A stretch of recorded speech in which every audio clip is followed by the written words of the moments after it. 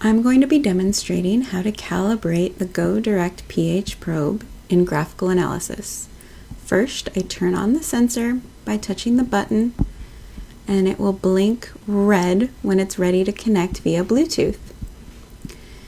I'm going to click on Sensor Data Collection in Graphical Analysis and select my electrode amplifier from the list of options. I want to make sure the pH channel is enabled, and then I click Done. To calibrate, from the Sensor Actions bar, I select Calibrate. Now my pH sensor is already in my pH 4 buffer, so the relative stability reading is stable. And now I'm going to type in the pH 4 value and select Keep.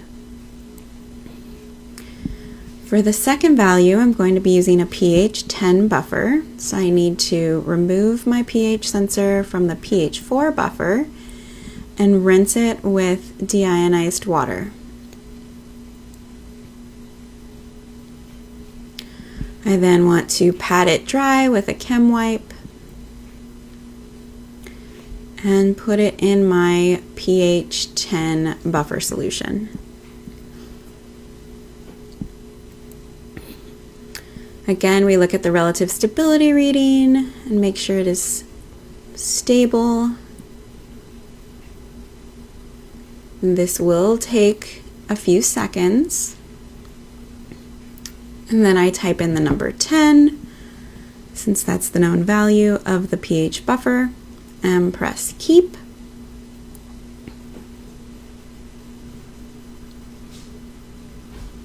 And then I click Apply.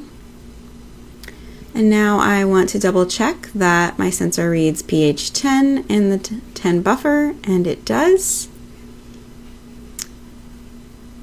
For ease of view, I'm going to turn on the meters. There, that's much easier to read. It is definitely within the error. So now I'm going to put it back in my pH 4 buffer and make sure it reads pH 4 there. So I'm going to rinse with deionized water and pat it dry with the chem wipe.